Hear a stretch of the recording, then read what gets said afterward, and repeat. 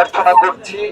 আমরা 2 ঘন্টা আগে রওনা দিয়েছিলাম, কিন্তু আমরা একটু দেরি করেই ফেলেছি সম্ভবত।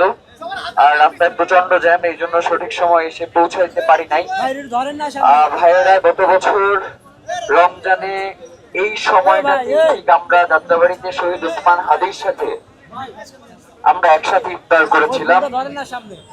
আজকে শহীদ ওসমান হাদি আমাদের মাঝে নেই, তো আমরা শহীদ ওসমান হাদির পক্ষ থেকে ইনকিলাব মঞ্চের পক্ষ থেকে আজকের এই দোয়া এবং গণ ইফতারের যে আয়োজন, সেটা ইনকিলাব মঞ্চের পক্ষ থেকে করা হয়েছে।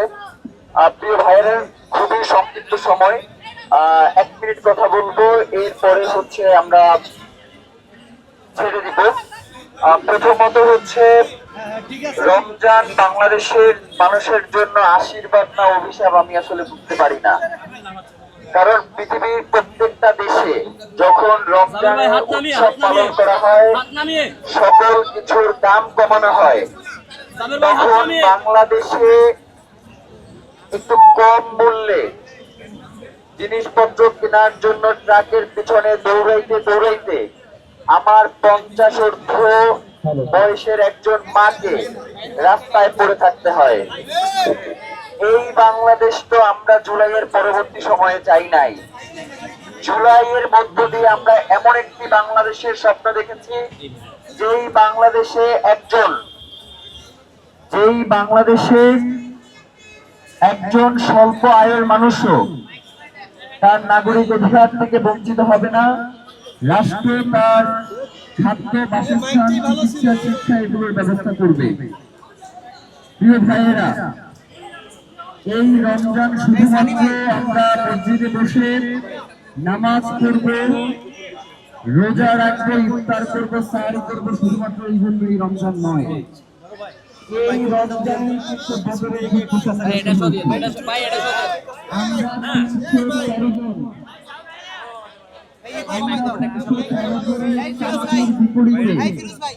হাজারো কাফেরদেরকে আমরা পরাজিত করে এই রমজানে বিজয় অর্জন করেছি।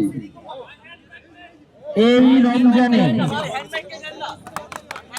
রমজানে তারেক বিন জিয়াদ স্পেন জয় করেছে। এই রমজানে সালাউদ্দিন আইয়ুবী তিনি মুসলমানদের জন্য জেরুজালেম পুনরুদ্ধার করেছে। সুতরাং আমাদের প্রত্যেককে আমাদের জায়গা থেকে যতটুকু করণীয় সেটুকু করতে হবে। প্রয়োজনে কাওরান বাজারে গিয়ে আমাদের বসে থাকতে হবে, যাতে দ্রব্যমূল্যের দাম আর ঊর্ধ্বগতিতে না যায়। একজন লোক এই রমজানে কষ্ট পাবে আর আমরা এখানে বসে বাহারি রকমের ইফতার করবো, সেইটা হইতে পারে না। ইনসাফের বাংলাদেশ বিনির্মাণ না করা পর্যন্ত আমাদের এই লড়াই ইনশাআল্লাহ চলবে। প্রিয় ভাইয়েরা, আজকাল দেখি আমরা ছাত্র পরিচয় দিলে, জুলাইয়ের কথা বললে অনেকের মন খারাপ হয়, অনেকের মাথা খারাপ হয়ে যায়, তারা জুলাই শব্দ সহ্য করতে পারে না। এই রমজানে তো শয়তানগুলোরে বাইন্ধে রাখা হয়, তাইলে এই শয়তানগুলো ছাড়া পাইল কিভাবে? প্রিয় ভাইয়েরা, এই শয়তানগুলো যদি ছাত্র জুলাই এইগুলোর প্রতি বিদ্বেষ লালন করে, তাহলে শয়তানের মতো এইগুলোরও বাইন্ধে রাখতে হবে। বাংলাদেশে 24 জুলাইকে যারা অস্বীকার করবে, 24 বাংলাদেশের এই গণ অভ্যুত্থান, যেই বিপ্লব, যেই যুদ্ধ সংঘটিত হয়েছে, এই যাত্রাবাড়ি ছিল সেই যুদ্ধের স্টালিনগ্রাড। তারা পুরো বাংলাদেশে এই জুলাই বিপ্লবকে ছড়িয়ে দিয়েছে। এই জুলাই বিপ্লবে এককভাবে কোন স্থানে যদি সব থেকে শহীদ হয়ে থাকে, সেই স্থানটা হচ্ছে এই যাত্রাবাড়ি শরীরাখড়া। সুতরাং এই যাত্রাবাড়ির মানুষ ঘুমায়া যায় নাই, তারা এখনো থেকে রয়েছে। যদি বাংলাদেশের স্বাধীনতা, সার্বভৌমত্ব টিকিয়ে রাখবার জন্য, ইনসাফের লড়াইয়ের জন্য আরেকটা জুলাইয়ের দরকার হয়, এই যাত্রাবাড়ি সবার আগে সেখানে ঝাঁপিয়ে পড়বে ইনশাআল্লাহ। প্রিয় ভাইয়েরা,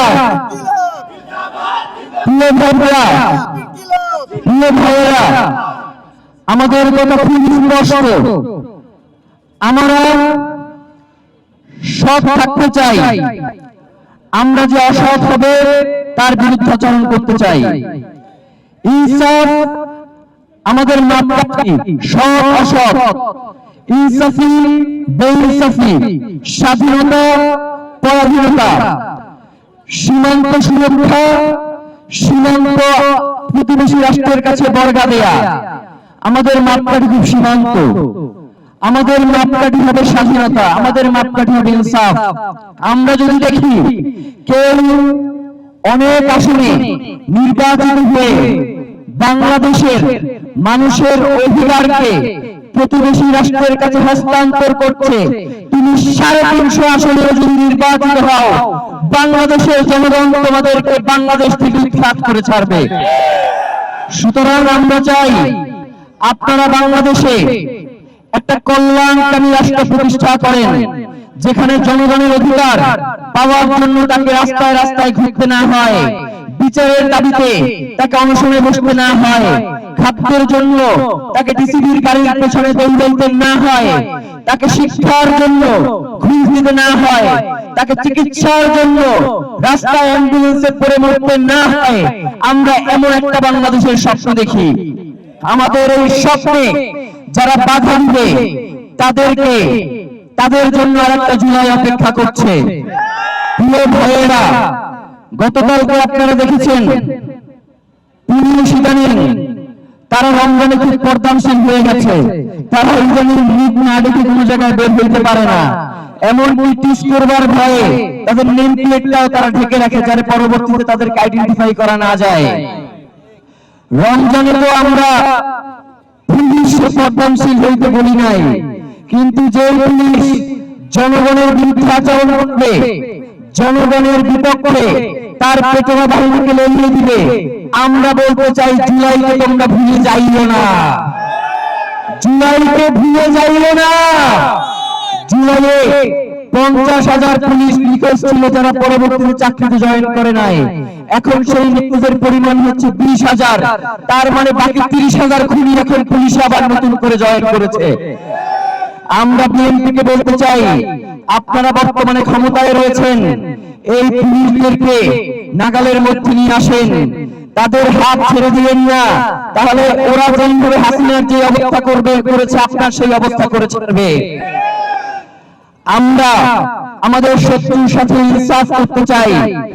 আমাদের যেই ভাইটাকে ইনকিলাব মঞ্চের প্রোগ্রামে শুধুমাত্র তার দাড়ি টুপি এবং জুব্বা পরার কারণে বেধড়ক পেটানো হয়েছে, আমরা দেখেছি গতকালকে যারা দুঃখ পেয়েছে ওই দিন তারা উল্লাস করেছিল, কিন্তু আমরা কিন্তু গতকালকে উল্লাস করি নাই। তাদের সাথে আমাদের পার্থক্য এইখানে, আমরা সকল মুসলিম জনতার পক্ষে, সেখানে কোনো দলমত আমরা গ্রহণ করি না। আমরা চাই বাংলাদেশের ইনসাফের এই যাত্রা আগামী দিনের জন্য আমাদের যদি জীবন ইনসাফের পথ থেকে বিকৃত হব না ইনশাআল্লাহ। প্রিয় ভাইয়েরা, আমরা এখন মোনাজাত করব এবং সবাই মিলে একসাথে যে ইফতারি এসেছে আমরা সবাই মিলে একসাথে ভাগ যোগ করে খাবো ইনশাআল্লাহ। পারবো না ভাই? প্রয়োজনে ইফতারের পরে এখানে যা কিছু আছে প্রয়োজনে আমরা আবার পাশ থেকে নিয়ে আসবো, যেহেতু আমাদের একটু দেরি হয়ে গেছে। সুতরাং আমরা সবাই একটু শেয়ার করে খাবো, পারবো না ভাই? ইনশাআল্লাহ আমরা এখন সবাই মিলে একটু মোনাজাত করি, আল্লাহর কাছে দোয়া করি যাতে জুলাইয়ে